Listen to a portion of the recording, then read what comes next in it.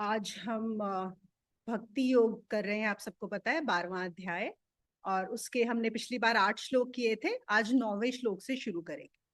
पर एक बार एक छोटा सा रिकैप कर लेते हैं कि हमने भक्ति योग में क्या किया था 8 श्लोकों में।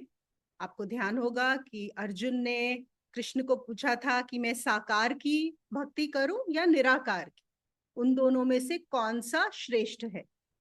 और पहले श्री कृष्ण ने बताया साकार और फिर बताया निराकार। और फिर ये भी बताया कि निराकार की भक्ति करना ज्यादा कठिन है और ज्यादातर लोगों के लिए जो साकार की भक्ति है, साकार मतलब फॉर्म की, वो ज्यादा आसान होती है करनी। और उसका कारण ये है क्योंकि हम भी फॉर्म में हैं, हम भी शरीर में हैं, हम देहधारी हैं, हम बॉडी के साथ हैं, इसलिए हमारे लिए ज्यादा आसान है साकार की भक्ति करना। और एक यहाँ पे जो सबसे इंपॉर्टेंट चीज थी इन 8 श्लोकों में, और ये हमारे लिए जानना सबसे जरूरी है क्योंकि हम बहुत सारे लोग, ज्यादातर लोग, हम लोग सोचते हैं कि हम तो भक्ति मार्ग पे हैं और हम तो भक्त हैं, हम तो कृष्ण के भक्त हैं, शिव के भक्त हैं, हनुमान के भक्त हैं, बहुत भक्ति करते हैं। लेकिन उन्होंने जो 3 गुण बताए हैं साकार भक्ति के, अब आगे अगर मुझे सोचना है कि मैं भक्त हूं तो अपने आप को टेस्ट करना है कि उन 3 गुणों में मैं कितना जो है वहां पे आ रहा हूं, मेरे कितने नंबर हैं उन 3 गुणों में, कहाँ पहुंच रहा हूं मैं। तो पहला क्या था उसमें? एकाग्र मन। कि जो मन है पूरी तरह एकाग्र, मतलब पूरी तरह से मुझ में ही जिसका मन लगा हुआ हो हर समय। फिर निरंतर ध्यान, जो हर समय मेरा ही ध्यान करे। निरंतर का मतलब होता है बिना किसी गैप के, कोई गैप नहीं होना चाहिए बीच में, कंटिन्यूअस। और तीसरा बताया था उन्होंने परम श्रद्धा। और परम श्रद्धा का मतलब है जहां पर कोई भी संदेह ना हो, जहां पर कोई भी संशय ना हो, जो है वो ही है, बस जो भी है वो तुम्हारी मर्जी, जो है वो तुम्हारी कृपा।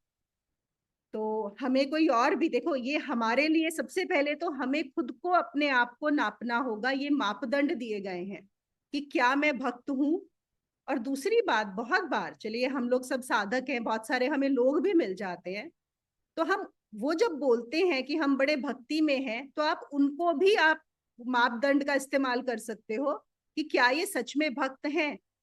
मैं इसलिए बोल रही हूँ, किसी दूसरे के लिए नहीं, आपके लिए। कभी कभी क्या होता है, कोई बात हमें बोलता है, हम देखते हैं कि अरे ये तो ना हर महीने वैष्णो देवी जाते हैं, एक जनरल में आपको बात बता रही हूँ, या ये हर साल अमरनाथ की यात्रा पे जाते हैं, या ये हर 3 साल कैलाश की यात्रा पे जाते हैं, या इन्होंने तो 4 धाम कर लिए, या इन्होंने तो सारे जो शिव के मंदिर हैं सब कर लिए, ये तो बहुत बड़े भक्त हैं। और हमारे दिमाग में हम इम्प्रेस हो जाते हैं उन चीजों से, वो चीजें हमें इन्फ्लुएंस करती हैं, हमें लगता है वो बहुत बड़े भक्त हैं।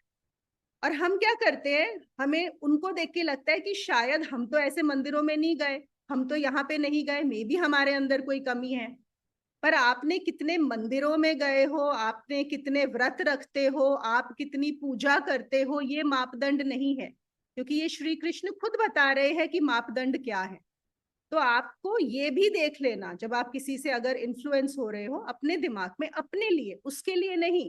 प्लीज रिमेंबर दैट, हम साधना में जो भी करते हैं अपने लिए करते हैं, दूसरे के लिए नहीं करते हैं। कि हाँ वो मंदिर में बैठा तो है, 12 घंटे बैठ के कर रहा है, पर उसका क्या ध्यान मंदिर में है, या उसका ध्यान किचन में है, या उसका ध्यान बिजनेस में है ना। यहाँ पे कृष्ण ने ये नहीं बोला कि तुम काम मत करो, कार्य मत करो, बिजनेस मत करो, नहीं। वो कह रहे हैं सब कुछ करो लेकिन ध्यान कहाँ रखो, मुझ में। और हमारा उल्टा होता है, जिनको हम भक्त बोलते हैं वो बिल्कुल उल्टी चीज है। वो क्या होता है, बैठे हैं मंदिर में, दिखाई दे रहे हैं मंदिर में, लेकिन ध्यान कहाँ पे है, दुकान पे। होता है कि नहीं होता, ये आप लोगों का अनुभव है कि नहीं है? तो ये चीज को जरूर ध्यान में रखो। ठीक है, तो ये थे हमारे पिछली बार के 8 श्लोक भक्ति मार्ग के। अब हम चलते हैं आगे, 9वें श्लोक से आज शुरू करते हैं। देखो, कृष्ण ने जब ये गुण बताए हैं अर्जुन को कि ये गुण लगेंगे अगर साकार भक्ति करनी है तो, लेकिन कृष्ण खुद भी देखो इतने बड़े गुरु हैं कि वो ये भी जान रहे हैं कि हो सकता है अर्जुन ये ना कर पाए, हो सकता है ये बहुत मुश्किल हो। तो अर्जुन के लिए तो पता नहीं, दिया तो अर्जुन को था, लेकिन हमारे लिए ये जरूर एप्लीकेबल है ये चीज। तो वो कहते हैं तू चिंता मत कर, अगर तू ये तीनों गुणों में तू नहीं खरा उतरता है, if you do not meet these qualifications, do not worry, okay, then what do you need to do. फिर वो अगला श्लोक बताते हैं। तो 9वें श्लोक में कहते हैं, हे धनंजय, यदि तू मुझ में चित्त को स्थिर करने में समर्थ नहीं है तो अभ्यास योग से मुझे प्राप्त करने की इच्छा कर। देखो 8वें श्लोक में उन्होंने बोला था ना कि मन और बुद्धि मुझ में ही लगा देना, पर अब वो ये रियलाइज कर रहे हैं कि हो सकता है कि तू मन और बुद्धि मुझ में ना लगा पाए, हो सकता है तू इन गुणों पे खरा ना उतर पाए, तो तू क्या कर, अभ्यास योग से मुझे प्राप्त करने की कोशिश कर। ठीक है, अब अभ्यास योग क्या है, देखो इसको समझ लेते हैं दो तरीके से। आपको देखो बोर्ड पे नजर आ रहा है, पीछे मैंने क्या लिखा हुआ है, यहाँ पे सामने देखो बोर्ड पे, कैन यू सी। अब अभ्यास योग को हम दो तरीके से ले सकते हैं। ठीक है, पहला जो है अभ्यास मतलब प्रैक्टिस। ठीक है, पहला तरीका क्या है कि जैसे अगर मैं अपने आप को भक्त मानती हूँ और मैं श्री कृष्ण से प्रेम करती हूँ और मैं भक्ति योग में आगे चलना चाहती हूँ, लेकिन मुझे पूरा समय तो भगवान का ध्यान नहीं रहता है, भूल जाती हूँ, तो कृष्ण कहते हैं फिर तुम क्या करो, टर्निंग अटेंशन इनवर्ड्स, बार बार।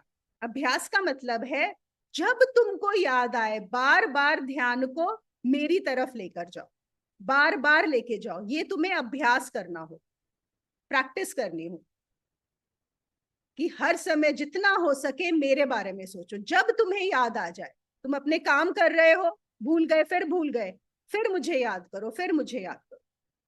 तो यहाँ पे देखो हम दो तीन तरह से ले सकते हैं, इवन सिर्फ ये वाला जो पार्ट है टर्निंग अटेंशन इनवर्ड्स। एक तो है कि हम अपने जो इष्ट हैं उनको याद करें, कि हम कृष्ण को, अगर मैं कृष्ण को प्रेम करती हूँ, बार बार मैं कृष्ण को याद करूं। फिर हम जब, एक होती है, आपने सुना होगा कि दृष्टा या साक्षी की साधना जो होती है, साक्षी की साधना में भी यही प्रैक्टिस होती है कि बार बार आपको साक्षी बनना होता है। जो प्रैक्टिस होती है, जो साक्षी बन गए हैं उनके लिए नहीं, जब आपकी साधना होती है ये वाली। मैं सिर्फ आपको इंफॉर्मेशन के लिए बता रही हूँ, इसका मतलब ये नहीं है कि आप इसको शुरू कर दे करना, ठीक है ना। अगर आप जो कर रहे हैं अभी आपको वही करना है, तो उसमें भी क्या होता है, आपको बार बार याद दिलाना होता है खुद को कि मैं सिर्फ साक्षी हूं यहाँ पर। तो वैसे ही यहाँ पर वो कह रहे हैं बार बार मुझ में ध्यान लेकर जाओ।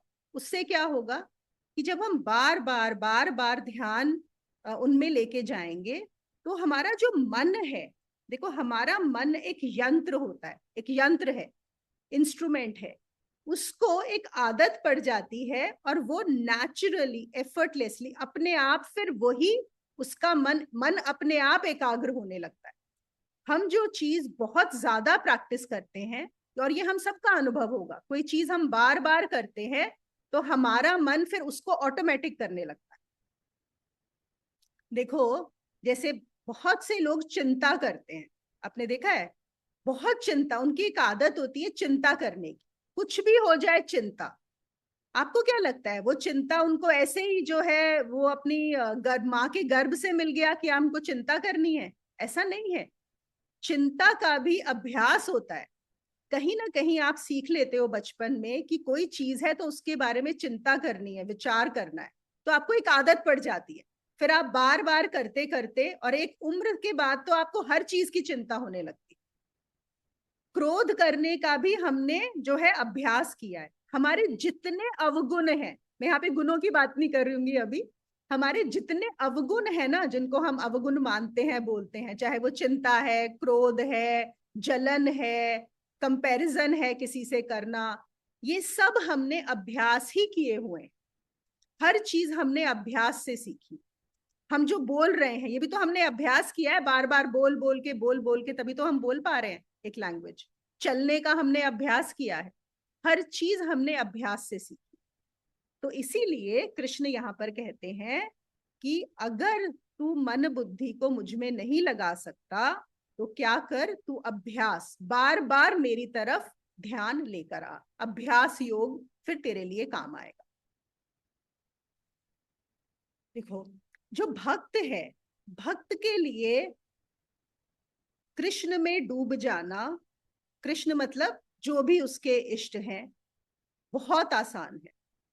आपको पता है जब ये नरोपा और तिलोपा थे, तो तिलोपा ने, जब नरोपा गए उनके पास अपना ये सीखने के लिए, तो उन्होंने बोला कि तू बस ध्यान में डूब जा। गुरु ने बोला ध्यान में डूब जा, और वो डूब गए। बात खत्म हो गई, एक ही बार में बस बोला डूब जा, डूब गए। सपोज देखो, हम इसको ऐसे समझ सकते हैं कि सपोज एक बच्चे हैं जो खेल रहे हैं। अगर आप उनको बोलो कि बच्चों तुम खेल में डूब जाओ, आपको कहना भी नहीं पड़ेगा, वो डूब ही गए हैं। आपने देखा जब बच्चे खेलते हैं उनको किसी भी और चीज की सुध नहीं रहती, वो खेल में डूब जाते हैं। अगर आप बच्चों को बोलो नाचो, तो वो नाचने में डूब जाएंगे। मतलब वहां पे इतनी इनोसेंस है, बिल्कुल कंडीशनिंग नहीं हुई हुई है। आप उनको जो बोलोगे वो उसको पूरी तरह से करने लगेंगे। और जो नहीं कर पा रहा, इसका मतलब वहां पर अभी अशुद्धि है, वहां पर जो मन है वो शुद्ध नहीं है, इसीलिए एकाग्र नहीं हो पा रहा, इसीलिए डूब नहीं पा रहा। तो कृष्ण यहाँ पे इसीलिए बता रहे हैं कि अगर तू भक्त नहीं हो पा रहा, अगर तू वो 3 गुण नहीं अपना पा रहा, तो तुझे क्या करना है? अभ्यास योग। ठीक है। फिर दूसरा जो है अभ्यास योग, जो मैंने यहाँ पर लिखा है, वो है क्रिया योग। उस अभ्यास योग का क्या मतलब है? देखो, क्यों नहीं मन को लगा पा रहा? क्योंकि मन जो है वो अशुद्ध है। अशुद्धि का मतलब क्या होता है कि मैंने बहुत सारा कुछ ऐसा जान लिया है जो उसके रास्ते में आ रहा है, जो मेरे मन को कृष्ण में एकाग्र नहीं होने दे रहा, जो मेरे लिए ऑब्स्टेकल्स बन रहा है। जैसे हम बोलते हैं कि अरे, हम ध्यान करने बैठे तो सही, लेकिन फिर मुझे जो है इस चीज का ख्याल आ गया, मेरे ऑफिस में क्या होगा वो ख्याल आ गया, अरे मेरी मदर इन लॉ बीमार है उनका ख्याल आ गया, अरे मेरा बच्चे के साथ ये चल रहा है वो ख्याल आ गया, और भी कुछ कुछ ख्याल आ गए, कुछ 10 साल पहले हुआ था वो भी ख्याल आ गया। तो हमारा जो हमने इतना कुछ सीखा और जाना हुआ है, मतलब वो बार बार रास्ते में आ रहा है, वो मेरे ध्यान को एक नहीं होने दे रहा। तो हम जो योग, मैंने यहाँ पे क्रिया योग लिखा है, लेकिन योग अभ्यास का मतलब वही है कि कोई भी आप योगिक क्रिया जिसमें आप आसन, प्राणायाम और ध्यान करेंगे।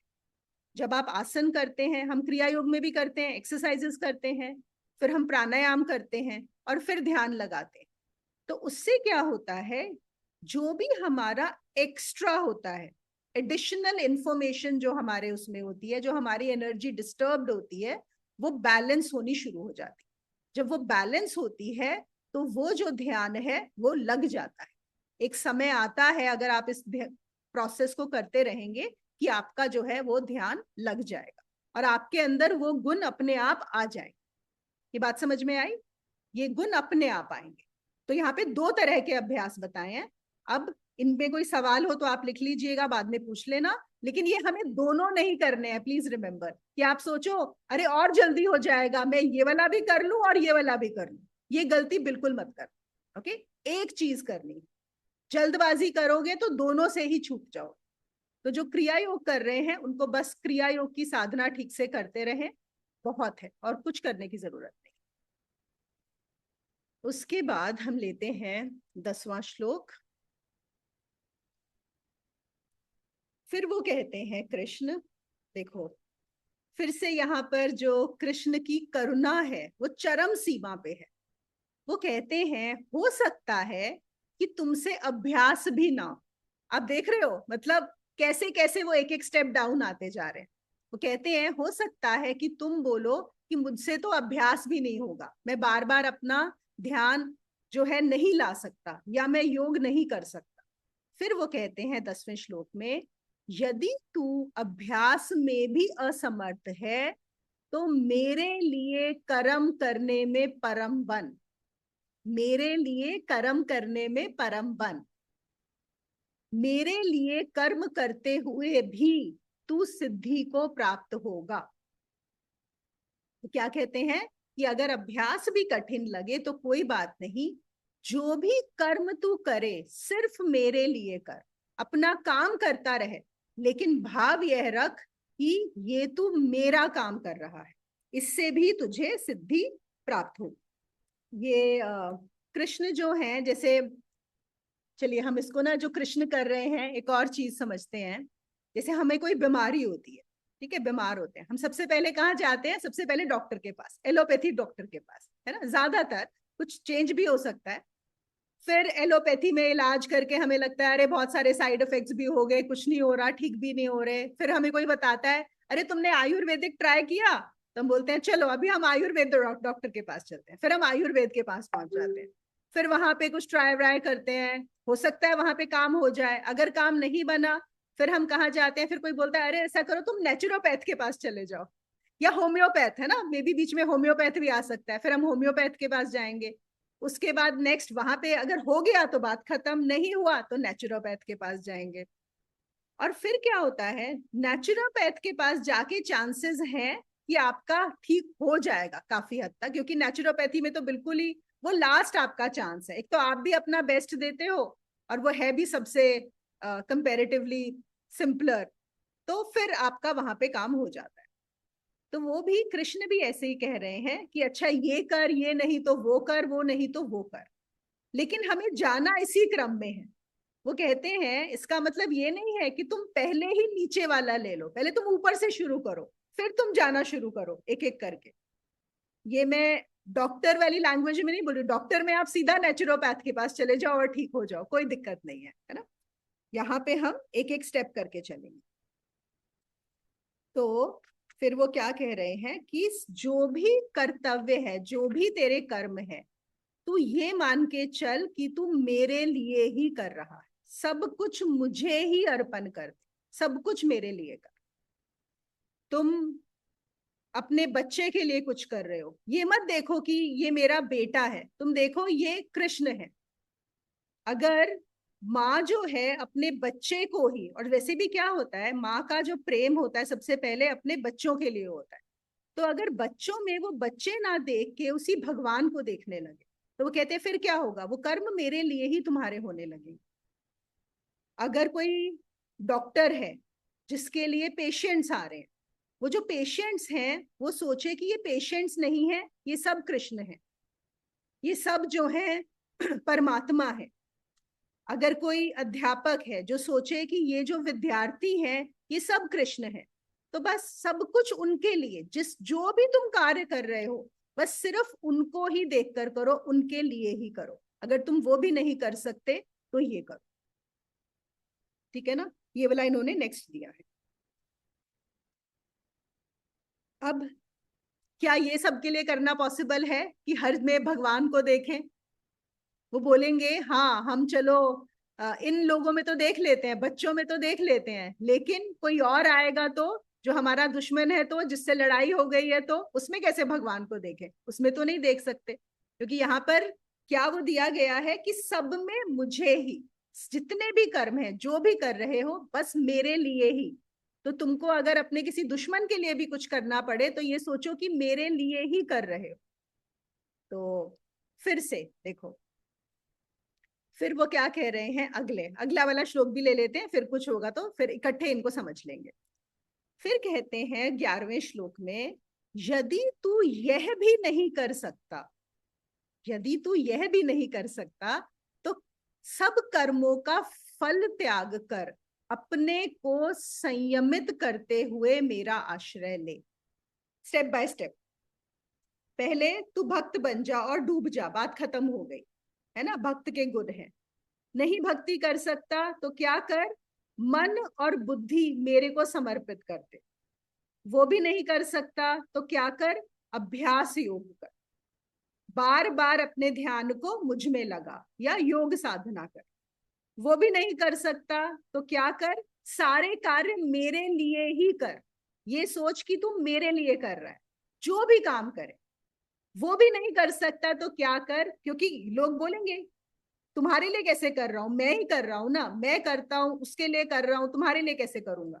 तो वो कहते हैं अच्छा ठीक है, तू अपने लिए कर, बच्चों के लिए कर, दूसरों के लिए कर, लेकिन सारे जो कर्म है उनका फल त्याग दे, उस फल की चिंता मत कर। अब देख रहे हो घुमा के वहां पे ले आए हैं, हमारा जो पहला वाला शुरू शुरू का होता है ना कृष्ण का, दूसरे अध्याय का कि कर्म करो पर फल का जो है वो तुम्हारा काम नहीं है, फल की इच्छा करना, फलों का त्याग कर।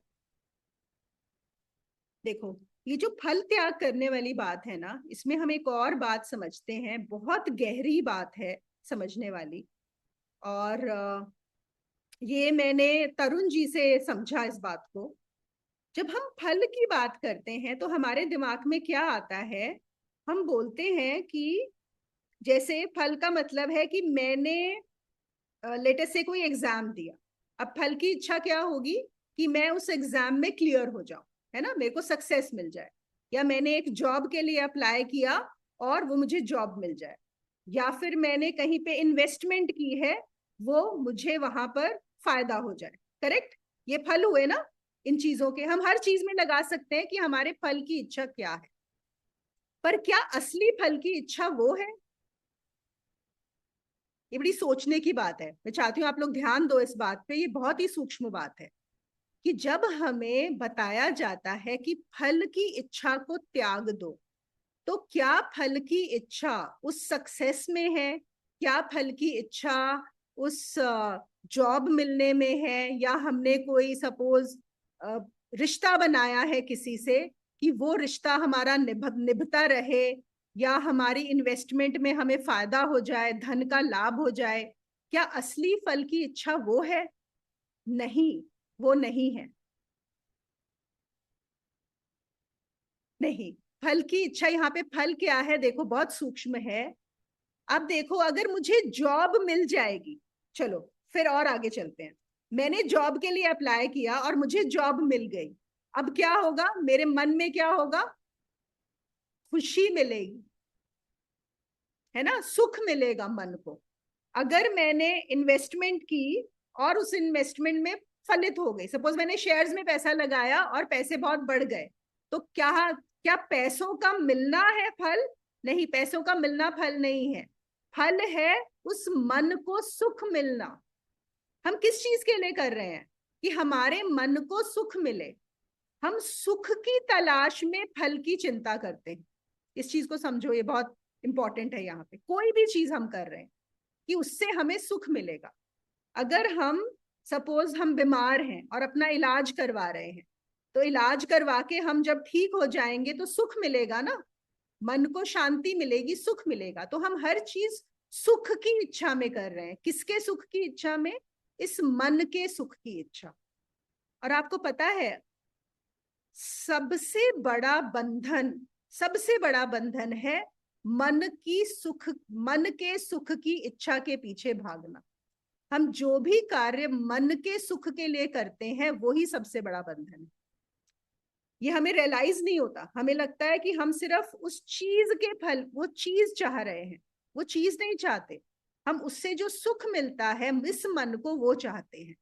और वो बंधन इसलिए है, क्यों इसी चीज को बार बार बोला गया है कि तुम फल का त्याग करो। फल का त्याग मतलब सुख की इच्छा का त्याग करो। क्योंकि जब तक तुम्हें सुख की इच्छा रहेगी, तब तक तुम बंधन में हो।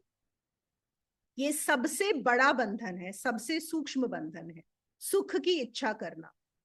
मुझे पता है ये बहुत मुश्किल लगेगा इस समय, और बस ये सिर्फ समझने के लिए है कि इवेंचुअली हम किस चीज के लिए जो भी हम साधना कर रहे हैं, वो इसलिए कर रहे हैं कि कल को हमें इस मन के सुख के लिए ना पीछे भागना पड़े। क्योंकि वो ही बंधन है बस एक। ये इस पे किसी का सवाल होगा तो मैं बाद में ले लूंगी, ठीक है? तो आखिर में जो उन्होंने बोला, ये असल में सबसे ज्यादा मार्मिक है, सबसे ज्यादा इंपॉर्टेंट है। कि तू जो भी कर, कर्म भी अपने लिए कर, सब कुछ कर, सब करता रहे, लेकिन क्या छोड़ दे? फल की इच्छा छोड़ दे। मतलब मन के सुख की जो तेरी आकांक्षा है, बस उसको छोड़। वो छोड़ देगा तो बात खत्म। फिर हम आगे ले लेते हैं 12वां श्लोक।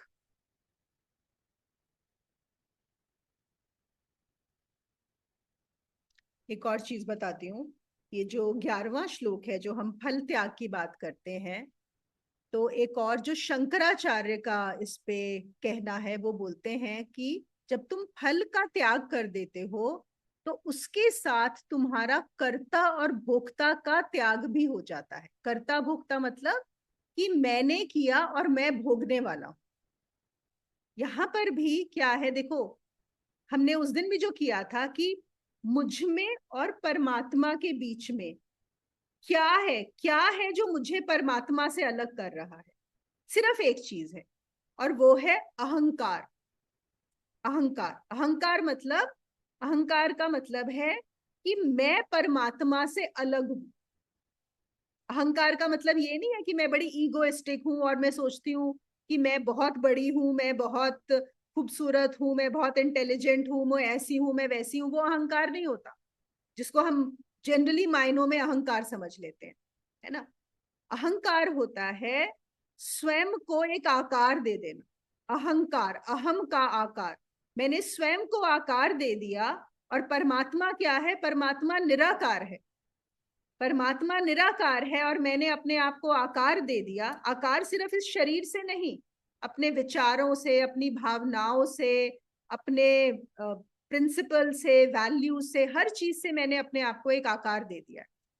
और वो आकार ही मुझे परमात्मा से अलग करता है। और वो आकार कैसे बढ़ता है, वो अहंकार कैसे आगे और बढ़ता जाता है? जब जब मुझे लगता है कि ये मैं करती हूं, ये मैंने किया, ये मुझसे हुआ, तो वहां पर मेरा आकार स्ट्रेंथन होता जाता है, मेरी बुद्धि बढ़ती जाती है। और बुद्धि का बढ़ने का मतलब भी क्या है? इस अहंकार का ही बढ़ना।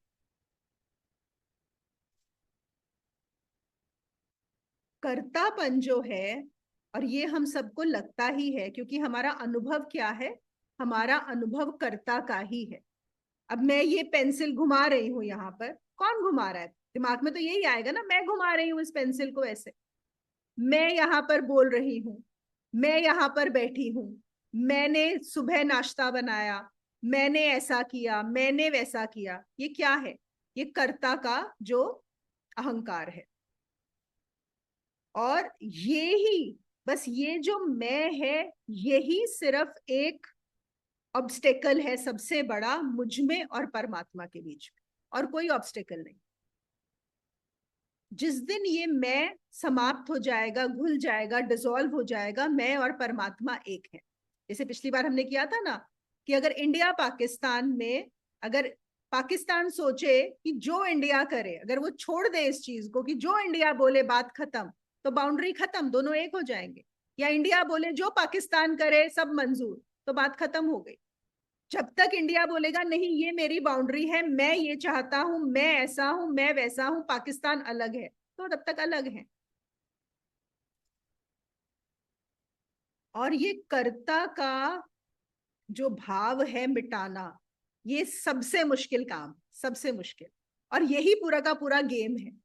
पूरा गेम ही ये है कि आप जो निराकार से आए, एक आकार लिया, और फिर आकार लेके आप बढ़ते गए लाइफ में, खेलते गए, खेलते गए, खेलते गए, जूझते रहे। फिर आपको ये पक्का हो गया कि सब कुछ मैं ही करता हूं, मैं ही करने वाला हूं, मुझसे ही सब होता है। और वही जो है वो बंधन बन गया, वही हमारी बेड़ी बन गई, वही कर्तव्य। तो जब हम, सबसे आसान तरीका जो बताया गया है भगवत गीता में, सबसे आसान ये बताया है कि तुम फल का त्याग कर दो। अगर तुम फल का त्याग करोगे, अगर तुम्हारे दिमाग में ये समाप्त हो गया कि मुझे क्या मिलेगा इससे, नेचुरली, ऑर्गेनिकली तुम्हारा कर्ता का भाव भी समाप्त हो जाएगा, क्योंकि वो दोनों जुड़े हुए हैं। फल का त्याग से ही तुम्हारा कर्ता का भाव जाएगा। और जिस दिन तुम्हारा कर्ता का भाव जो है, कर्ता भोक्ता का भाव गिर जाएगा, उसी दिन वो जो है परमात्मा, उसका अनुभव हो जाएगा।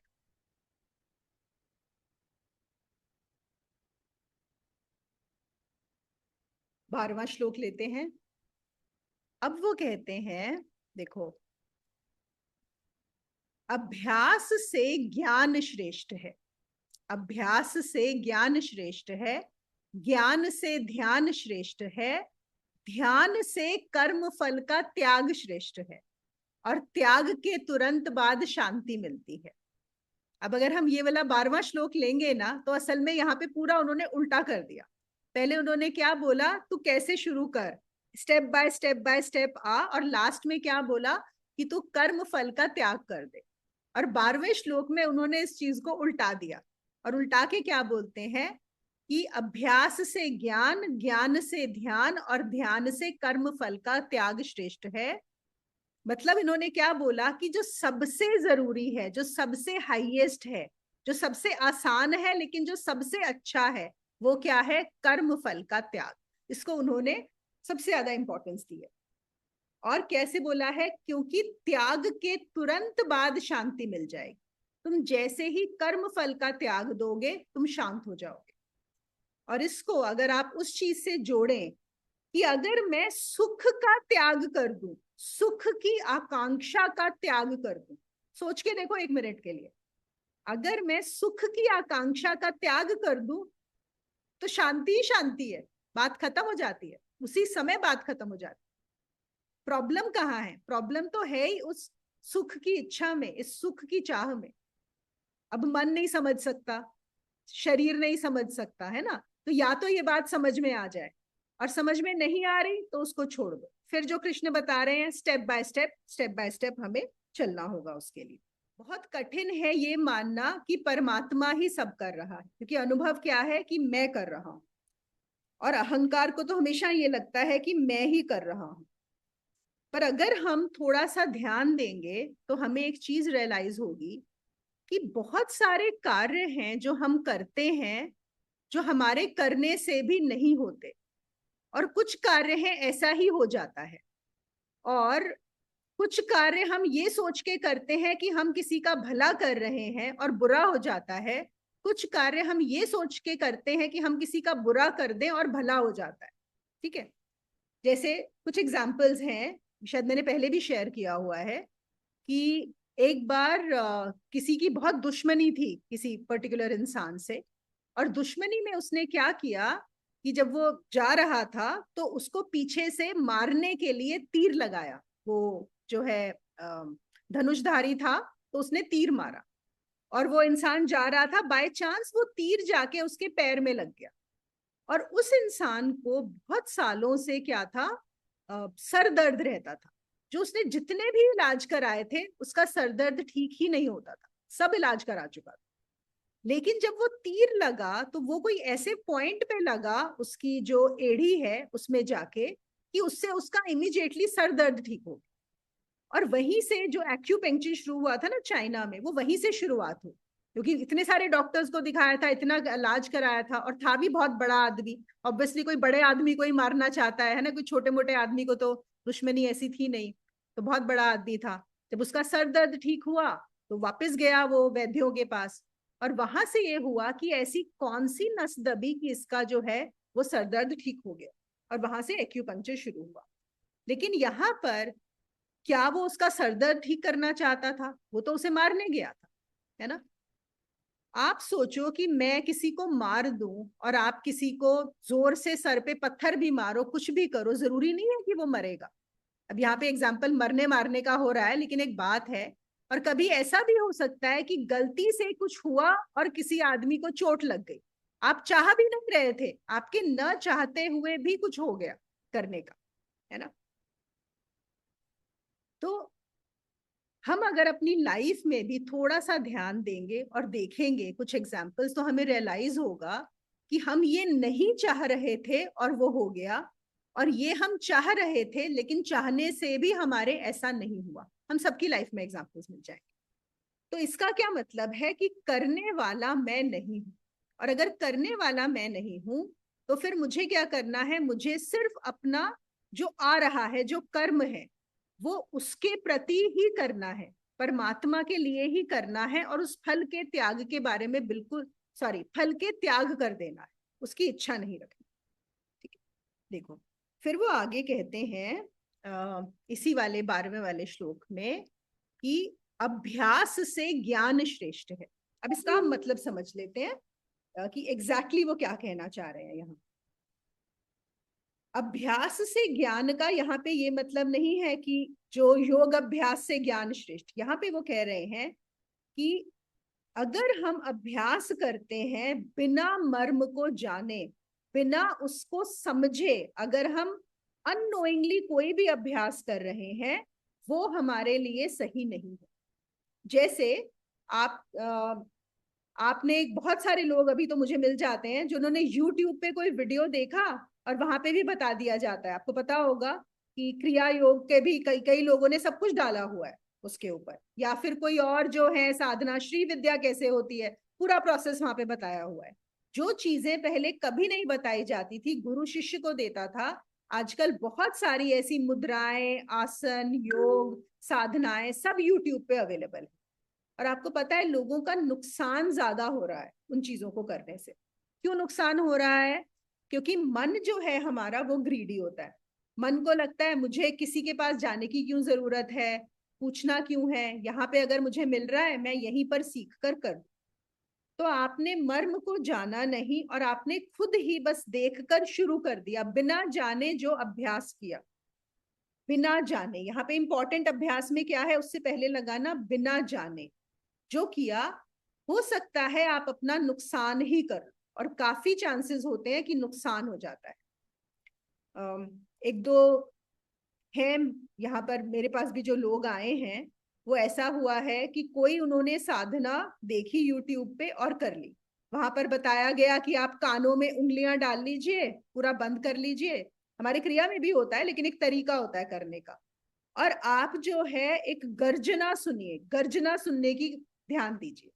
अब इस इंसान ने इतनी गर्जना सुनने की, जब देखो कान में उंगली डाल के, अब वो भी एक टाइम होता है, वो तो नहीं बताया कि कितनी देर आपको रोज करना है, वो भी नहीं बताया गया। आपने खुद ही करते गए और ग्रीडी हो इतना कर लिया कि आपके कान खराब हो गए। और एक आपको अब और कुछ सुनाई ही नहीं देता, आपका माइंड इतना डिस्टर्ब हो गया है कि आप नॉर्मल चीजें भी नहीं समझ पा रहे हो, नहीं सुन पा रहे हो। क्यों? क्योंकि बिना मर्म को जाने, बिना समझे कि मैं ये क्यों कर रहा हूं, इसका पर्पस क्या है, इसकी टेक्निक क्या है प्रॉपर। तो जो भी हम कोई भी अभ्यास करते हैं उस अभ्यास को समझना बहुत जरूरी होता है। ये ऐसा है कि मैंने कोई वीडियो देखा जहां पे एक डॉक्टर जो है एक पेशेंट को कोई दवाई दे रहा है, पता नहीं किस चीज के लिए दे रहा है, और मैंने सोचा चलो मुझे भी एक पर्टिकुलर बीमारी है, मैं भी यही वाली दवाई खा लेती। अब बताओ क्या होगा ये बिल्कुल ऐसा है। तो कोई भी अभ्यास बिना समझे जाने कि मैं ये क्यों कर रहा हूं वो काम नहीं करता। अब जैसे एक और एग्जाम्पल, हठ योग में भी जो शीर्षासन करते हैं, आपको पता है जवाहरलाल नेहरू की जो ऑटोबायोग्राफी आई थी, I think discovery of India में है या बायोग्राफी, कोई किसी पर्टिकुलर बुक में उन्होंने शीर्षासन के बारे में लिखा था, क्योंकि नेहरू जी शीर्षासन करते थे। और हमारे यहाँ ये तो होता ही है कि अगर कोई पॉपुलर लीडर है या फिल्म स्टार है या कोई है, वो जो करता है सब लोग करने लग जाते हैं। तो कुछ लोगों ने सोचा कि अरे वाह वो करते हैं तो हम भी करेंगे। अब शीर्षासन भी ऐसा नहीं है कि आप करते ही रहो उसको, उसमें अगर ज्यादा खून चला जाएगा, उसमें आप क्या कर रहे हो, ब्लड के फ्लो को उल्टा कर रहे हो, जो अच्छा होता है, लेकिन उसका भी टाइमिंग होता है, आपको किसी सुपरविजन के अंडर करना होता है। अगर आपने उसको ज्यादा कर लिया तो वो आपका नुकसान हो जाएगा, आपका ब्रेन खराब हो जाएगा करने से। तो ये साइंस है, अभ्यास इज अ साइंस, ठीक है ना, उस हिसाब से कर। तो कृष्ण कहते हैं बिना मर्म को जाने हुए अभ्यास में मत पड़ना अर्जुन, उससे बेहतर परोक्ष ज्ञान है। ठीक है, ज्ञान मत, यहाँ पे बात है परोक्ष ज्ञान। परोक्ष ज्ञान क्या होता है? शास्त्रों का ज्ञान। देखो, एक होता है परोक्ष, एक होता है अपरोक्ष। परोक्ष मतलब इनडायरेक्ट, जो किसी और का, उधार का ज्ञान। सपोज मैंने आम खाया, आपने नहीं खाया, और मैंने आपको बताया अरे आम ना बहुत टेस्टी होता है, तो आपने भी सुना कि आम बहुत टेस्टी होता है, लेकिन ये क्या है? परोक्ष ज्ञान, उधार का ज्ञान, क्योंकि आपने आम खाया नहीं। लेकिन जब आप आम खा लोगे और आपको भी पता लग गया कि आम बहुत टेस्टी है, तो क्या हो गया? अपरोक्ष ज्ञान। ठीक है। तो जो शास्त्र हैं, हम जैसे भगवत गीता भी पढ़ रहे हैं, ये क्या है? ये परोक्ष ज्ञान है, उधार का ज्ञान। अगर हम आत्मबोध भी पढ़ते हैं, हम कोई भी शास्त्र पढ़ते हैं, हम कोई भी उपनिषद पढ़ते हैं, वो सब के सब क्या है? परोक्ष ज्ञान। मतलब वो हमारा अपना अनुभव नहीं है, हम किसी और के अनुभव को जान रहे हैं। तो वो यहाँ पर कह रहे हैं कि उससे बेहतर है परोक्ष ज्ञान। शास्त्र का अर्थ है जिन्होंने जाना, जिन्होंने अनुभव किया और अपने अनुभव को लिपिबद्ध किया, उनके काम आ सके जो जानते नहीं है। क्यों लिखा जाता है, क्यों उपनिषद लिखे गए हैं, क्यों भगवत गीता को लिपिबद्ध किया गया है? ताकि जो नहीं जानते वो इंस्पायर हो सके, उन्हें समझ में आ सके कि हाँ ऐसा भी है, ऐसे अनुभव भी होते हैं और तुम भी कर सकते। तो उनसे जानना जिन्होंने जाना है। यहाँ पे हम शास्त्र भी बोल सकते हैं और हम गुरु भी बोल सकते हैं। गुरु भी क्या है? गुरु भी परोक्ष ज्ञान ही है। बस फर्क क्या है, जब हम शास्त्र को पढ़ते हैं तो क्या होगा, उस शास्त्र में जैसे उसको जो लैंग्वेज यूज की गई है, और क्योंकि हमारा अपना अनुभव नहीं है, हम उस लैंग्वेज को अपनी बुद्धि अनुसार इंटरप्रेट करने, अपनी बुद्धि अनुसार, है ना। अब यहाँ पे आपको एक बड़ी इंटरेस्टिंग चीज बताती हूँ। आप लोग को ध्यान होगा, एक ध्यान मैंने कराया था एक बार, जिसमें होता है कि ध्यान के बाद हम बोलते हैं कि मैं बोलती हूँ कि यहाँ पे आपको इमेजिन करना है दिवाली का अनार, और जो अनार फटेगा तो आपको इमेजिन करना है कि पूरी आपकी लाइट चारों तरफ आ गई। याद है, मैं ये कई बार कराती हूँ ये वाला ध्यान में, कि आपकी ऊर्जा आ रही है, आ रही है, आ रही है, और दिवाली के अनार से यहाँ पे फट जाती है। ठीक है ना। अब देखो अनार से क्या मतलब है, तो आप सबको पता है दिवाली का अनार। अब हमारे यहीं पे होगी पूजा। अब पूजा जो है वो साउथ इंडियन से है, तो पहले तो उसको अनार, हिंदी थोड़ी कम समझ में आती है, तो उसने सोचा कि अनार पहले तो पाइनएप्पल है, उसको ने अनार को पाइनएप्पल समझ लिया। अनार को पोमोग्रेनेट, मतलब दिवाली के अनार को तो छोड़ दो, पोमोग्रेनेट भी नहीं समझा, पाइनएप्पल, और उसने सोचा कि यहाँ पे पाइनएप्पल को फोड़ना है। उसके बाद अगले दिन उसने गूगल में चेक किया, तो गूगल में पता लगा कि वो तो पोमोग्रेनेट होता है। तो उसने मुझे मैसेज किया कि आपने पोमोग्रेनेट को क्यों फुड़वाया यहाँ पे, है ना। अब देखो ये होता है। तो जब हम, ये तो बड़ा प्यारा सा एग्जाम्पल है, ये तो हमारे साथ हो ही जाती है ऐसी चीजें, लेकिन शास्त्रों में भी हम ऐसा ही करते है ना। अब उसने जो पाइनएप्पल फोड़ा अपने सर पे, वो कैसे फोड़ा? अपनी बुद्धि के अनुसार ना। तो शास्त्र हम अपनी बुद्धि के अनुसार उनको इंटरप्रेट कर लेते हैं। तो इसीलिए हम बोलते हैं कि शास्त्र को गुरु के अंडर पढ़ा जाए। क्यों? अगर आप कुछ गलती करोगे, आप प्रश्न पूछोगे, तो वहीं पे आपको करेक्ट कर दिया जाएगा कि नहीं, इसका मतलब ये नहीं है। क्योंकि अगर आपने कुछ उसका मतलब निकाल लिया और अपनी बुद्धि में रख लिया, तो आपकी सोच वहीं से एक अलग टेंजेंट में चली जाएगी, आप एक अलग मोड़ ले लोगे जहां पर आपको जाना था ही नहीं। समझ में आ रही है ये बात, है ना। तो इसलिए, क्योंकि जो गुरु है, गुरु है एक लाइव शास्त्र, एक चलता फिरता शास्त्र होता है गुरु। फिर वो कहते हैं कि परोक्ष ज्ञान से भी और अच्छा क्या है, मेरे स्वरूप का ध्यान। परोक्ष ज्ञान क्या हो गया? दूसरे का ज्ञान, गुरु का ज्ञान, शास्त्र का ज्ञान। और मेरे स्वरूप का ध्यान क्या हो गया? एक्चुअली जो मेरे स्वरूप का ध्यान है वही आपको अपरोक्ष में लेके जाएगा। मेरे स्वरूप में यहाँ पे उनका क्या मतलब है? परमात्मा का स्वरूप। अगर तुम उसमें ध्यान लगा लेते, अगर वो कर पाओ। और उसके लिए भी उन्होंने कुछ तरीके बताए हैं। जैसे एक वो कहते हैं कि आपको देखो, शुरुआत कहाँ से करनी है? आपको जिससे भी बहुत ज्यादा प्रेम हो सबसे पहले। क्योंकि अगर फिर से बात वहीं घूम के आ जाएगी कि हम बोलेंगे भगवान का ध्यान करो, तो अब आपसे भगवान का ध्यान तो होगा नहीं सीधा, अगर जो है मन एकाग्र नहीं होगा। तो शुरुआत कहाँ से करेंगे? आपको किससे प्रेम है? सपोज आपको अपनी ज्वेलरी से प्रेम है। क्योंकि एक बार ऐसा हुआ था कि एक लेडी आई थी एक गुरु के पास, और उन्होंने बोला मुझे ध्यान करना है। तो उन्होंने बोला अच्छा बताओ, कि बहुत सारी बातें बातें हुई। तो उससे बोला मुझसे ये भी नहीं होता, ये भी नहीं होता, ये भी नहीं होता। तो गुरु ने बोला अच्छा ये बताओ कि तुम्हें क्या पसंद है, तुम्हारा ध्यान कहाँ रहता है? तो उसने बोला मुझे ना मेरी शादी में मेरी माँ ने एक हार दिया था जो मुझे बहुत पसंद है, बहुत ही ज्यादा। मेरा ध्यान ना उस हार में ही रहता है। तो गुरु ने बोला बहुत अच्छा है, एक काम करो तुम उस हार से ही शुरू करो, है ना। तुम ऐसा करो, उस हार को ही तुम परमात्मा मानो। तुम पूरा ध्यान उस हार पे लगाओ और सोचना कि बस यही परमात्मा है। उसने बोला अच्छा ठीक है, वहीं से शुरू किया और वो ध्यान में आगे बढ़ी। उसके बाद 6-8 महीने उन्होंने सिर्फ अपने उस हार पे ही ध्यान लगाया। क्यों? क्योंकि ध्यान वही जा रहा है नेचुरली। तो उन्होंने बोला उस हार को ही तुम परमात्मा मान लो, है ना। तो इसलिए कि मन जो है, स्मरण किसका होगा? जिससे हमें प्रेम है। और उससे ही शुरुआत करते करते उसमें ध्यान लगा के रखो। अगर तुम्हारा मन एकाग्र हो गया, एक भी चीज में एकाग्र हो गया, आगे बढ़ना बहुत आसान हो जाएगा। वो मंजिल नहीं होगी, लेकिन हाँ वो बहुत सुंदर रास्ता होगा। जैसे मैंने आप सबको बताया था कि मुझे अपने गुरु से इतना ज्यादा प्रेम था, अभी भी है। मैं एक एग्जाम्पल उसके लिए बोल रही हूँ कि एक समय था जब मेरे लिए मेरे गुरु के अलावा और कुछ एग्जिस्ट ही नहीं करता था। कुछ भी नहीं, और कुछ नहीं, बस। और वो नेचुरली ऑर्गेनिकली अपने आप ही हुआ। और उसके बाद ये नहीं है, लेकिन जब सब समाप्त हो गया, क्या होता है देखो, हमें ध्यान को जो है, अहंकार को तोड़ना है। पहले अहंकार कहाँ हुआ? एक बिंदु पे आ गया।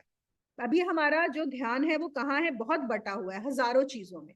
तो हजारों चीजों से कंडेंस होके जब वो एक चीज पे आ जाता है, उस एक चीज से को गिराना और आगे जाना बहुत आसान हो जाता है। हजार चीजें गिराना मुश्किल होता है, एक चीज को गिराना बहुत आसान हो जाता है। और फिर वो कहते हैं, वो भी ना हो तो कर्मों का त्याग। कि मैं नहीं करता हूं और ना ही मैं करने वाला हूं। आखिर में जो भी कार्य कर रहा हूं, मुझे फल का त्याग कर दिया। अब इससे क्या मिलेगा? मुझे कुछ लेना देना है ही नहीं, कुछ नहीं लेना देना। ये जो है वो हाईएस्ट। और ऐसा कहते हैं कि ये जो है फल का त्याग, ये कृष्ण का सबसे गहरा सत्य है। और जो सबसे सरल है वो सबसे गहरा है, और जो सबसे गहरा है वो सबसे सरल। अगर हम और कुछ भी ना कर सके, जैसे किसी को लगे मुझसे और कुछ नहीं होगा, ना मुझे ज्ञान समझ में आता है, ना मुझसे योग होता है, ना अभ्यास होता है, ना गुण है, तो और कुछ मत करो। बस सिर्फ तुम फल का त्याग करो। ये इच्छा छोड़ दो कि इससे मुझे क्या मिलेगा। बस अगर इतना कर सकते हो, और कुछ तो करना ही पड़ेगा, इतना तो कर ही सकते, इतना भी कर लो तो बहुत है, और वही सबसे ऊपर है। ठीक है। और फिर वो कहते हैं, जिसने फल छोड़ा उसने अहंकार छोड़ा। और अहंकार ही एकमात्र बाधा है। और अहंकार के गिरते ही शांति, पूर्ण शांति। और उस शांति, वो शांति ही परम सत्य है। और शांति ये वाली नहीं जो मन की शांति होती। मन की शांति तो बहुत लिमिटेड होती है, सिर्फ कुछ समय के लिए आती है और चली जाती। मन की शांति नहीं, जो पूर्ण शांति है, जो परम सत्य, वो शांति immediately you will fall into that. अभी मैं आपको ना जो हमारा 13वां श्लोक है, अगली बार लेंगे। बस मैं उसके बारे में बता देती हूँ, हम करेंगे अगली बार। लेकिन बहुत ही प्यारा श्लोक है। 13वें श्लोक में श्री कृष्ण ने 12 गुण बताए हैं। 12 गुण। आप चाहें तो आप इसके बारे में पढ़ के भी आ सकते हैं अगली बार, फिर हम उस पर अच्छे से चर्चा करेंगे। तो और जो 12 गुण बताए हैं, 13 और 14 जो दो श्लोक हैं, उसमें अद्वेष्टा, जिसको किसी से द्वेष नहीं है। सर्वभूतानाम मित्रम, मतलब जो सबका मित्र है। करुण एवच, करुणामय है। निर्ममो, जिसमें ममता नहीं है। निरहंकार, जिसमें अहंकार नहीं है। सम दुख सुख, जो दुख सुख में सम है। क्षमी, जो क्षमावान है। संतुष्ट, जो संतुष्ट रहता है। सततम योगी, जो योग युक्त है। संयमित है। दृढ़ निश्चय, जो दृढ़ निश्चय वाला है। और जिसका मन बुद्धि मुझ में लगा है, वो ही मुझे सबसे प्रिय है। तो ये 12 गुण है। आप चाहो थोड़ा सा इसके बारे में और पढ़ के आना, और फिर हम जो है बहुत मजा आएगा इसके बारे में चर्चा करने में।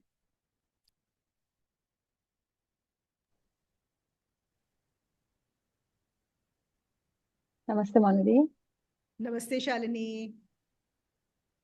मोनिदी, अभ्यास योग में दो पाथ जो आपने बताए, टर्निंग अटेंशन इनवर्ड्स या कॉन्शियसली टू थिंक अबाउट, जो भी आप जिसके भक्ति करते हैं, and the other is Kriya योग।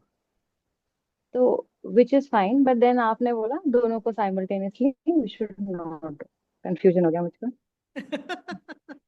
Good good, I like that. जब कंफ्यूजन होता है ना तो मुझे लगता है हाँ अब इन्होंने बात ध्यान से सुनी है और समझी है। ओके, देखो साथ साथ इसलिए नहीं करना है क्योंकि क्या होगा, अगर जब क्रिया करोगे तो लगेगा अच्छा मैं तो वो भी करती हूँ ध्यान, या क्रिया करते हुए भी लगेगा कि मैं जो है ना ध्यान कृष्ण में ही ले जाऊं, सपोज अगर मैं वो भी प्रैक्टिस कर रही हूँ, है ना। और जब वो प्रैक्टिस कर रहे होंगे तब वो होगा अच्छा मैं क्रिया तो करती हूँ। ये जो हमारा मन है ना, देखो प्रॉब्लम यहाँ पे ना हमारे मन की है। ये मन बहुत जल्दी जो है झांसे देता है हमें, बहुत जल्दी वो करता है। ये तो डेफिनेटली होगा कि जब तुम क्रिया कर रही होगी तो क्रिया में ध्यान की बजाय ये होगा कि अच्छा मैं अब कृष्ण में भी साथ साथ मन लगा सपोज।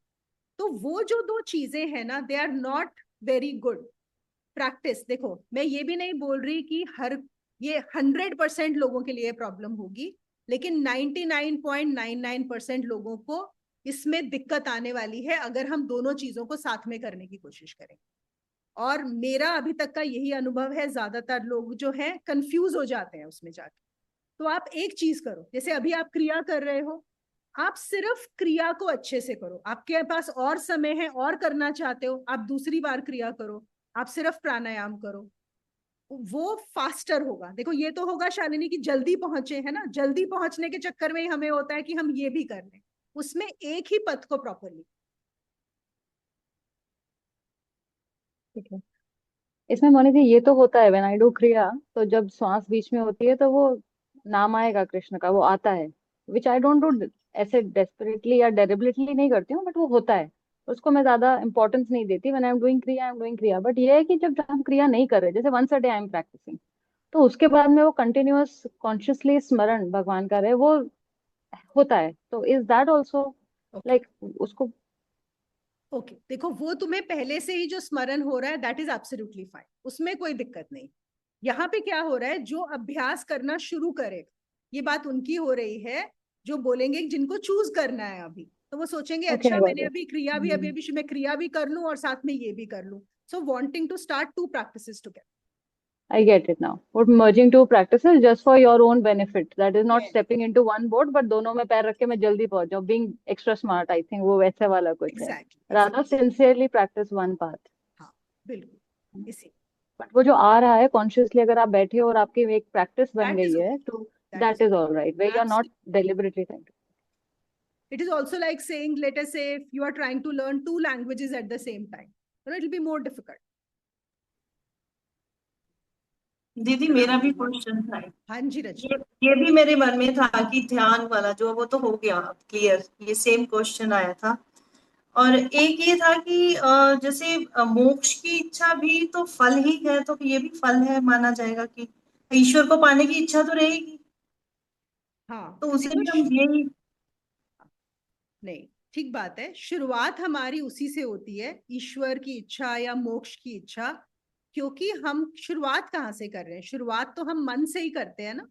तो मन जो है बिना फल के, हमारे मन की जो अभी तक की ट्रेनिंग है वो ये है कि जब तक उसे फल नहीं दिखाई देता, जब तक उसे एंड में सुख नहीं नजर आता, वो कोई कार्य नहीं करता, है ना। हम उसी के लिए करते हैं क्योंकि हमारी ट्रेनिंग मन की यही हुई। तो इसलिए हम क्या बोलते हैं कि बाकी सब इच्छाओं से जो हाईएस्ट इच्छा है जो आप ले सकते हो मन के लिए, वो है ईश्वर प्राप्ति की इच्छा या मोक्ष की इच्छा। लेकिन आपको आखिर में आप ये पाओगे, और इट इज ओके, इसको हमें देखो ये हर चीज ऑर्गेनिकली होनी चाहिए। हमें इसको जबरदस्ती निकालना भी नहीं है कि नहीं ये मेरी इच्छा नहीं होनी चाहिए। ओके, तो हमें कैसे चलना है, अभी ये मेरी इच्छा है, लेकिन अपने आप एक समय आएगा जब तुम्हारी वो इच्छा भी चली जाएगी। ये होगा ही होगा। एक समय आता है आपको वो इच्छा भी नहीं रहती, कि मुझे मोक्ष चाहिए या ईश्वर चाहिए, वो अपने आप आ जाएगा एक साथ। ठीक है, और वो जब आएगा उसके बाद फिर, क्योंकि इच्छा भी बाधा ही बनती है, लेकिन अभी हम उस बाधा को छोड़ नहीं सकते, अभी हम उसको निकाल नहीं सकते।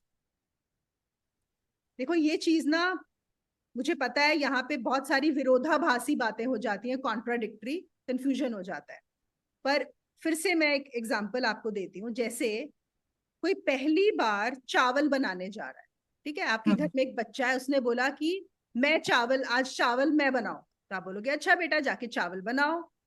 तो क्या करना है आपको, ऐसा करना है, गैस जलानी होती है और चावल ऐसे रखने होते हैं, आप उसको प्रोसेस बता दो। फिर उस छोटे बच्चे की थोड़ी सी बड़ी बहन है जो उससे 2 साल बड़ी है, तो बोलेगा दीदी मैं ना आज चावल बनाने वाला हूँ और मुझे ना गैस ऑन करनी होगी, ये करना होगा। तो वो दीदी बोलती है अरे गैस ऑन करेगा, गैस तो लेकिन बंद कर देनी होती है, चावल जब बनते हैं तो गैस तो बंद कर देनी होती है। तो सोचेगा अच्छा गैस बंद कर देनी होती है, समझ रहे हो इस बात को। वो बच्चे ने जी। उसको बताया, वो सोच रहा है मैं गैस जलाऊंगा, उसने बोला गैस, लेकिन गैस कब बंद कर देनी होती है, चावल बनने के बाद बंद करनी होती हाँ। है ना, पहले नहीं बंद करनी होती। तो बच्चा बोले अच्छा फिर तो मैं गैस चलाता ही नहीं हूँ, अगर बंद ही करनी है, ऐसे ही बन जाएंगे तो क्या बन जाएंगे चावल, बिल्कुल नहीं भी बनेंगे ना। नहीं। लेकिन अगर आपने गैस बंद नहीं करी तो वही चावल जल भी जाएंगे, करेक्ट। लेकिन एक पॉइंट आएगा, एक पॉइंट आएगा जिसके बाद चावल जलेंगे, इजंट इट, उससे पहले तक तो हमें गैस ऑन रखनी है। जी। ऐसे ही जो मोक्ष की इच्छा है, ईश्वर प्राप्ति की इच्छा है, वो चावल बनने तक हमें हाँ। रखनी है।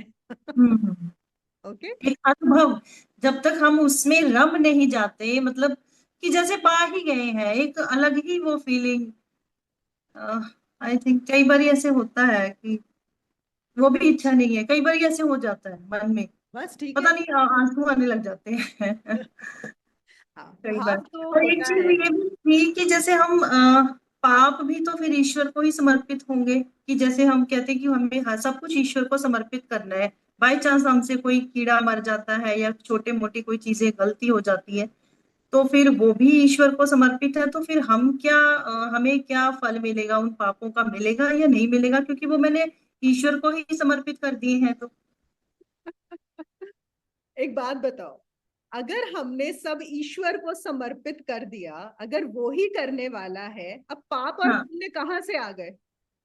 अच्छा, मतलब अच्छा बुरा सब वही उन्हीं को समर्पित है। अगर अभी भी दिमाग में पाप और पुण्य है, अगर पाप और पुण्य में डिफरेंशिएशन है, माइंड में है, मतलब अभी समर्पण नहीं हुआ है। हम्म। समर्पण होने के बाद तो ना कुछ पाप रहता है ना पुण्य रहता है, ना सुख रहता है ना दुख रहता है। आपका प्रश्न बहुत सही है, बिल्कुल आपने हम्म। सही पूछा, क्योंकि ये कहाँ से आ रहा है, ये मन से आ रहा है। मन जो हम्म। है अभी भी बोल रहा है कि हाय पाप का क्या होगा, पाप और क्या मैं पाप ईश्वर को दूं कि ना दूं, है ना। मतलब पाप तो मैंने किया है, मैं कैसे ईश्वर को दे सकती हूँ पाप।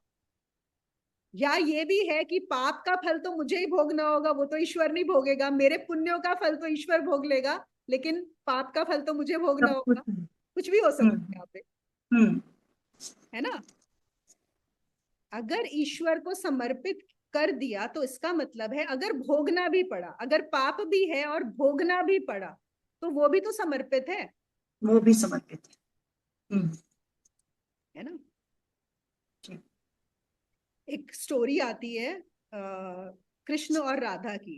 कहते हैं कि गोपियों ने जाके कृष्ण जी से ना कंप्लेन किया कि आप ना राधा को बहुत ज्यादा इंपॉर्टेंस देते हो, हम भी तो आपको उतना ही प्यार करते हैं जितना राधा करती है, आप हर समय हम्म। राधा राधा, हर कोई राधा राधा करता है, ऐसा क्या है। तो कृष्ण ने बोला अच्छा ठीक है, उन्होंने सुन ली। तो फिर एक दिन कृष्ण जी के सर में बहुत दर्द हो रहा था, कथा है, अब जरूरी नहीं है ऐसा हुआ हो, बहुत सर दर्द हो रहा। तो हुआ कि अच्छा क्या करें कि सर दर्द ठीक होगा। तो कृष्ण ने बोला कि जो भी मेरे सर को अपने पैरों से दबाएगा तब मेरा सर ठीक होगा, सुना है ना, कि मेरे पैरों से दबाएगा। तो गोपिया ने बोला नहीं नहीं, हम अपना पैर कैसे आपको लगा सकते हैं, है ना, फिर तो हमें पाप लगेगा, हमें तो नर्क भुगतना पड़ेगा। तो राधा आई, तो राधा को भी बोला गया कि सर पे पैर रखने पड़ेंगे। इमीडिएटली राधा ने अपने पैर लगा दिए। उसने बोला नर्क भोगना पड़ेगा। कहती ठीक है, मंजूर है, नर्क भोगना पड़ा तो कृष्ण का सर दर्द ठीक होना चाहिए, है ना, अगर मुझे नर्क भी भोगना पड़ा तो मंजूर है उसके लिए। तो कंप्लीट कथा, सरेंडर हो, कंप्लीट सरेंडर। सरेंडर। हाँ, तो पहली बात तो देखो, जब समर्पण हो जाएगा ना तो पाप और पुण्य रहते ही नहीं। पाप और पुण्य भी हमारे कॉन्सेप्ट्स हैं माइंड के। किसी के लिए जो पुण्य है दूसरे के लिए पाप है, ये हमारा कंडीशनड है, पाप और पुण्य। मैं आपको एक बड़ा सिंपल एग्जांपल देती हूँ। इंडिया में मतलब बहुत सारे लोग नॉनवेज खाते हैं, ठीक है। नॉनवेज में इंडिया में अगर कोई पोर्क खा रहा है ना, सुअर का मांस खाता है, तो उसको कोई ग्लानि नहीं होती।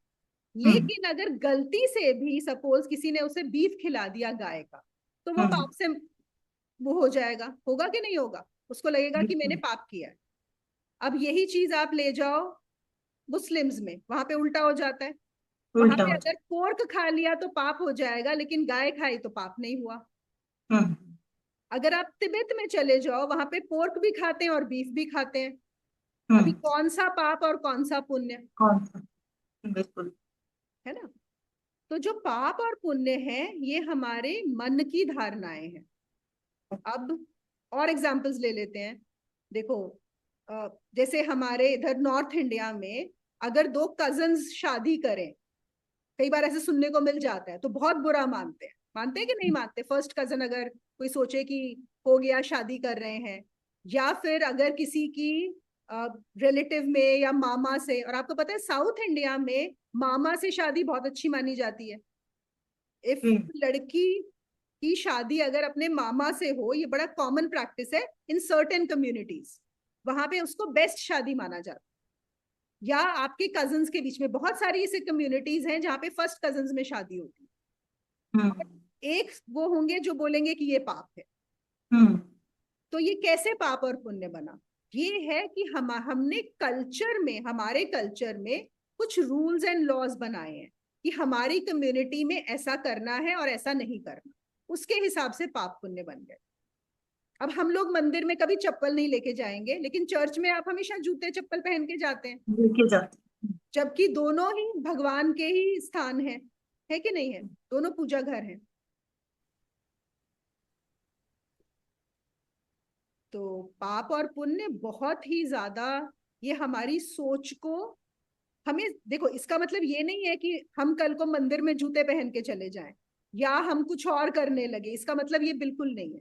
इसका मतलब ये है, हमें समझना है कि कौन सी चीजें हैं जो हम सिर्फ क्योंकि हम एक फैमिली, एक कम्युनिटी, एक कंट्री, एक सोसाइटी का हिस्सा है, इसलिए हमें करनी पड़ती हैं, लेकिन वो सत्य नहीं है। ना वो पाप है ना वो पुण्य है, बस ऐसा हम करते हैं, दैट्स इट, बात खत्म। मुनि मेरा था एक, हाँ हो जी। गया ना, पूछू। जैसे वो आपने उसमें बोला कि एक वो डीप साइकोलॉजी थी कि मन सुख चाहता है, मतलब हम कोई भी फल की इच्छा करते हैं तो इसका मतलब होता है वो जो उस मन को सुख मिलता है। तो जैसे कि आपने एक बार पहले भी बताया था ना कि मन की सुख की आकांक्षा देखा जाए तो वो हमारी इनर सोल ही सुख चाहती है हर चीज में। हम अच्छा खाना क्यों चाहते हैं? क्योंकि हमें खुशी चाहिए। हम अच्छा ड्रेसअप क्यों होना चाहते हैं? हम हर चीज ही वो खुशी के लिए करते हैं। तो ये खुशी हम उस लेवल के साथ भी अटैच कर सकते हैं या इसको इस संसारिक उसमें ही रखेंगे कि मतलब इनर सोल की भूख तो एक आफ्टर ऑल सुख पाने की, और वो सुख की पूर्णता तो वहीं खत्म हो गई। देखो, जो हम इनर सोल, या चलो हम आत्मन बोल देते हैं, बेटर है ना। हाँ, जो ठीक है। आत्मन है वो तो हमेशा आनंद में है, हमेशा, ठीक है ना। वो जो आनंद से हम क्या हुआ है, हमारी जो आइडेंटिफिकेशन है, तादात्म्य कहाँ पे हो गया है, इस शरीर और मन से। और क्योंकि वो आत्मा हमेशा आनंद में है, इसलिए इस मन को अपूर्णता लगती है, वो वही आनंद खोज रहा है। लेकिन क्योंकि मन इस समय अपूर्ण है, वो उस आनंद को नहीं पा सकता, तो वो क्या करता है, छोटी छोटी चीजों में आनंद ढूंढता रहता है। और तुमने बात बिल्कुल सही कही, जब तक चाहता वो वही है, लेकिन ढूंढ कहाँ पे रहा है, किसी और संसार। जगह बाहर ढूंढ रहा है। असल में वो स्वयं ही अगर वो मिट जाए तो आनंद है, लेकिन क्योंकि वो अपने आप को बनाए रखना चाहता है और आनंद बाहर ढूंढता रहता है, सुख बाहर ढूंढता रहता है, इसीलिए प्रॉब्लम है। तो क्यों बोला जा रहा है कि सुख का त्याग कर दो? क्योंकि अगर तुम सुख का त्याग कर दोगे तो मन डिसॉल्व हो जाएगा। समझ रहे हो ना? कोई छोड़ दिया तो अब वो मन क्या करेगा? कर्तापनी छोड़ दिया तो अब वो क्या करेगा? अब क्या होगा? वो वापस वो जो डिसॉल्व में है, वो जो असलियत में है, वहां पहुंच जाएगा। इट इज लाइक एक पानी में बर्फ का आपने पीस रखा हुआ है, ठीक है? पानी और बर्फ वैसे एक ही है, लेकिन बर्फ का एक आकार है, बर्फ अभी अलग है पानी से। अगर वो अपने आप को पिघलने दे, वो पानी के साथ एक होना चाहती है तो थोड़ी देर में एक हो जाएगी। लेकिन अगर वो अपने आप को बना के रखना चाहती है, अगर हम फिर से उसके फ्रिज में डाल दें, एक टेम्परेचर में डाल दें, तो फिर वो नहीं पिघलेगी, जबकि है दोनों एक ही चीज। तो जो सुख की आकांक्षा है, और हम जो बोलते हैं इच्छा, हम बोलते हैं ना कि इच्छाओं की वजह से हम बंधते हैं। इच्छा का क्या मतलब है? कोई भी इच्छा अंत में क्या देती है? सुख ही तो देती है। सुख देगी, हाँ, और सुख का बंधन होगा। तो करते हैं, हाँ, हाँ। बस ये है कि बहुत थोड़ा सा सुख देती है, मतलब मोमेंट्री सुख देती है। लेकिन एक्चुअली तो हम सुख, चाहे हम अच्छा खाना खाना चाहें, चाहे हम अच्छे कपड़े पहनना चाहें, चाहे हम अच्छी जगह घूमना चाहें, अच्छे लोगों से मिलना चाहें, अच्छे शास्त्र पढ़ना, जो भी हम करते हैं, हम करते तो उस मन के सुख के लिए ही है इवेंचुअली। वो सुख जो ऑलरेडी हम हैं ही। लेकिन जब तक हम बाहर रहेंगे तब तक ही वो अंदर का सुख से दूर, वो एक डिस्टेंस बना रहेगा, एक, है ना? लेकिन फिर से हम अध्यात्म में हैं, टू सिंप्लीफाई एवरीथिंग। अभी हमें ईश्वर की इच्छा, मोक्ष की इच्छा, उस परम आनंद की इच्छा को रखना है। वो हमारे अभी चावल पक रहे हैं, अभी पके नहीं है, अभी गैस बंद कर देना कच्चे रह जाएंगे बीच में, है ना? और इसीलिए गुरु लगता है, गुरु बताता है अब गैस बंद कर दो ठीक है ना? अब टाइम हो गया गैस बंद करने का। प्रॉब्लम कहाँ होती है? गुरु बता रहा है एक को कि रीना तुम गैस बंद कर दो, रजनी ने भी अपनी गैस बंद कर दी, है ना? प्रॉब्लम हो जाएगी और आज ना मैंने एक साकार और निराकार का चल रहा है, तो एक वैसी ऑडियो आ रही थी, मुझे बड़ी अच्छी लगी। उसमें लिखा, उसने उसने बताया कि साकार रूप में आजकल बाल गोपाल, लड्डू गोपाल के रूप में हम पूजा कर रहे हैं ज्यादा। क्यों कर रहे हैं? क्योंकि वो आपके कंट्रोल, आपके मन के अकॉर्डिंग चल रहे हैं, उसमें आप उनको कंट्रोल कर रहे हैं। वो कहते हैं ना कि बच्चे हैं ये मेरे, मैं जैसे कहूँ वो खा लेते हैं, जैसे कहूँ। कहते सारथी रूप में कोई पूजता ही नहीं है। सारथी रूप में पूजेंगे तो वो भगवान अपनी तुम्हें, तुम्हारी थोड़ी चलने देंगे, फिर तुम्हें उनके अकॉर्डिंग चलना पड़ेगा, वो जो बहुत मुश्किल है। तो हमारे शास्त्रों में भी दास्य भाव भक्ति सबसे ज्यादा आई है, कि जब मैं दास बन जाता हूँ तो फिर आप ही करने वाले होते हैं। तो ये मुझे बड़ा अच्छा लॉजिक लगा कि वाकई में अब जैसे लड्डू वाले होते हैं ना, वो सब उनको छतरी लेके धूप में घुमाने जाती हैं, बारिश में करेंगी जी, आज इनका घूमने का मन है, हम ये करा रहे हैं, वो करा। वो भी सुख मिलता है ना उनको उसमें, वो उसी में सुख हाँ, तो दिख रहा ये है। यही चीज होगी ना, उसमें उनके मन हाँ, की पूर्ति हो रही कि मैं प्रभु का कर रहा हूँ, यही मतलब हुआ हाँ, कि मैं उनका कर नहीं रहा वो हूँ। उनको क्लोज लगता है, आई थिंक उनकी ज्यादा क्लोज महसूस फील करते हैं। नहीं, पता नहीं, ऑब्वियसली या मन के इनोसेंस सुख है के लिए ही उसमें। कर रहे हैं, ये बात तो है ही, सुख ही मिल रहा है हर चीज। देखो हम जो भी करते हैं, अब एक बात बताओ, ये गीता सेशन अटेंड करके सुख मिल रहा है कि दुख मिल रहा है? सुख ही मिल रहा सुख मिल है रहा है। तो ये सुख तो तो ये जरूरी भी है भी तो हम सुख के ज्ञान भी लिए कर मिल रहे हैं। रहा है। लेकिन जो तुमने बोला कि वो ये कर रहे हैं, तुम्हें सही लगा, देखो वो तुमने सही बाद में इस्तेमाल किया, लॉजिक। लॉजिक कुछ भी हो सकता है, किसी, अभी तो ये तो समझ गए होगे कि हम किसी भी चीज का लॉजिक दे सकते हैं। तो अगर वो ये लॉजिक दे रहे हैं कि इसलिए कर रहे हैं क्योंकि वो हमारे कंट्रोल में है, ये उनका लॉजिक है। किसी का और का लॉजिक हो सकता है कि नहीं, मैं प्रेम भाव में कर रहा हूँ, मुझे वही प्रेम भाव, मातृ भाव।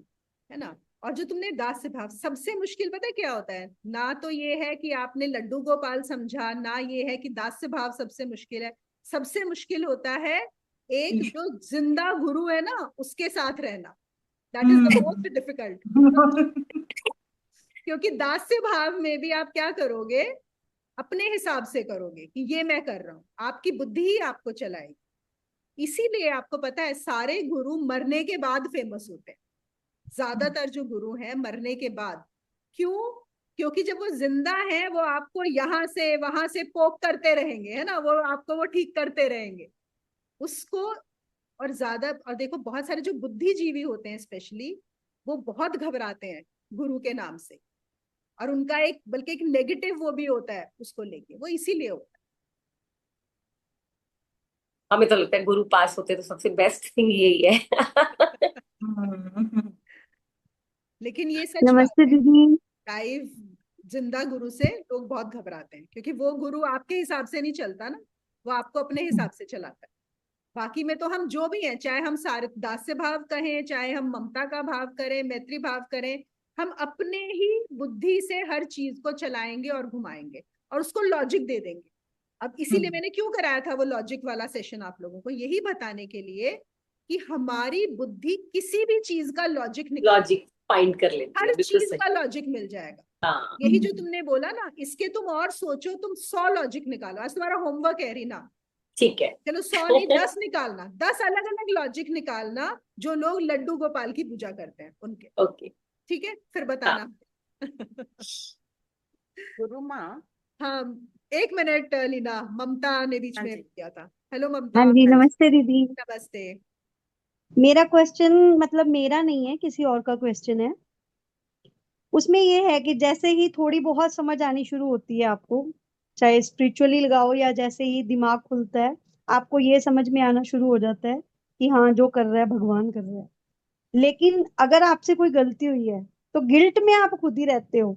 मतलब आपको ये अवेयरनेस तो आ जाती है कि हाँ, मतलब ये मैंने अपनी सेल्फिशनेस में किया है, मतलब इसका ये लॉजिक था मेरे करने का, कि मैंने इसके लिए ये बहाना ढूंढ लिया या कुछ भी कर लिया। लेकिन उसके बाद कहीं ना कहीं आपके मन में अंदर अंदर वो चीज आपको कहीं ना कहीं खाती रहती है कि ये एक गिल्ट है, कि ठीक है, सरेंडर तो है, मतलब अच्छे के लिए किया तो भगवान ने किया, लेकिन अगर बुरा कर दिया तो वो मैंने कर दिया। तो सरेंडर। उनके लिए अगला स्टेप क्या होना चाहिए? हाँ, देखो बहुत अच्छा क्वेश्चन है, और बिल्कुल ऐसा होता भी है। देखो, एक तो इसलिए भी होता है क्योंकि हमारी ये बहुत पुरानी कंडीशनिंग है, बहुत पुरानी। हमारे मन ने क्योंकि अपने आप को ही कर्ता माना है, और इस्तेमाल तो अभी हमारा मन ही हो रहा है ना, कार्य तो हमारा मन ही करवा रहा है। हो तो मतलब जो इंस्ट्रूमेंट है, कारण हमें पता लग गया, कारण परमात्मा है, लेकिन निमित्त कौन है? निमित्त तो अभी भी ये शरीर और मन ही है। तो ऐसा जरूर होता है, और कई बार लोग ऐसा भी बोलते हैं कि कुछ अच्छा होता है तो उसमें ऐसा नहीं होता। जैसे हम बोलते हैं ना, सुख दुख में सम रहना, तो कहते हैं सुख में तो सम ठीक है, लेकिन दुख में सम नहीं रह पाते, या कुछ गलती हो जाए तो ऐसा लगता है कि हमारा गिल्ट है। तो अभी भी ये यात्रा चलती रहती है। देखो, सिर्फ समझ आना यात्रा की समाप्ति नहीं होती, ठीक है ना। समझ आना भी क्योंकि क्या हुआ है, वो आत्मा के स्तर पे हुआ है।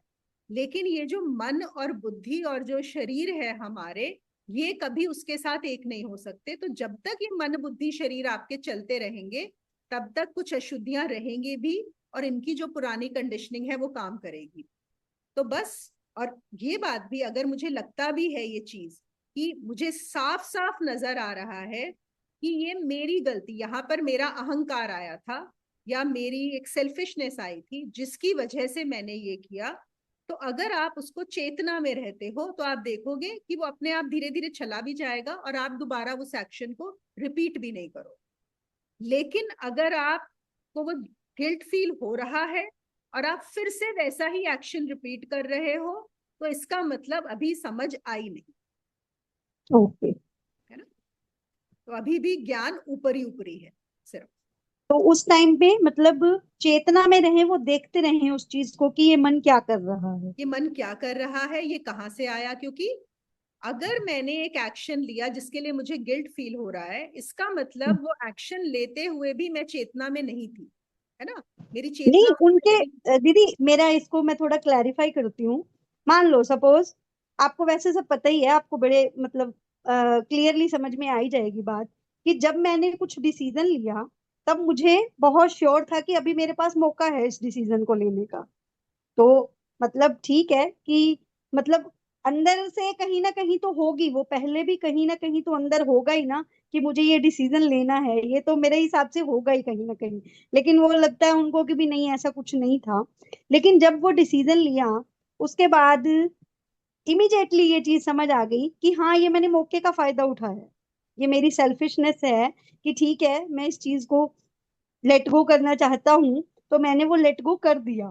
लेकिन कहीं ना कहीं उस टाइम पे भी पता है कि ये मेरी सेल्फिशनेस है कि मैंने मौके का फायदा उठा लिया।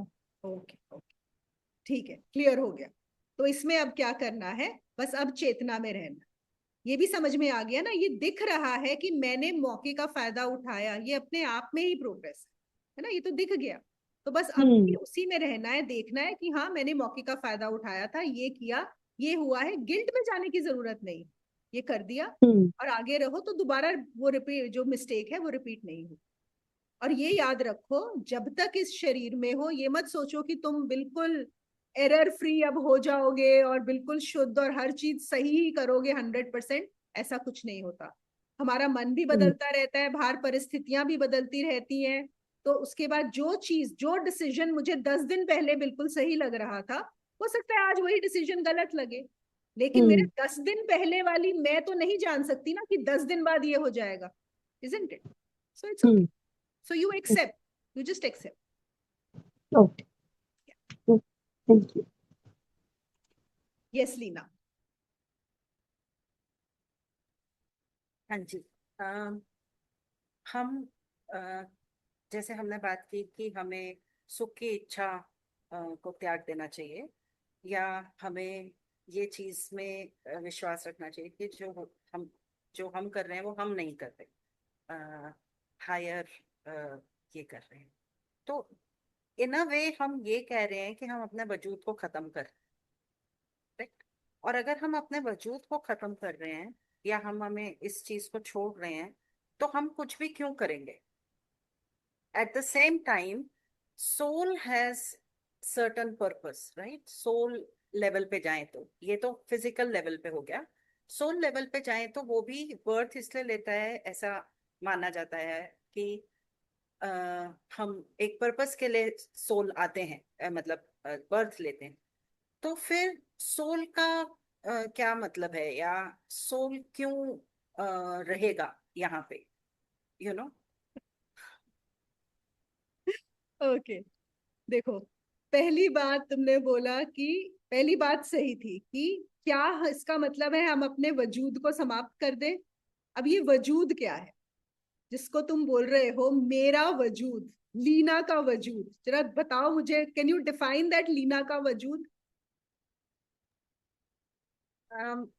Physical form, relationships, the work I do, so very platonic, very physical thing is वजूद, है ना? ठीक है, तो लेट्स सी, अब ये जो लीना का वजूद है, जो लीना की फॉर्म है, लीना की जो बॉडी है, ठीक है ना, ये बॉडी क्या लीना की है, या ये जो बॉडी है यहाँ पे थोड़े से लीना के फादर हैं, थोड़ी सी लीना की मदर है, थोड़ी सी लीना की ग्रैंड पेरेंट्स हैं, थोड़े से लीना के ग्रेट ग्रैंड पेरेंट्स हैं, नाक जो है वो नानी की है, आंख जो है वो दादी के हैं, you know what I am saying, DNA.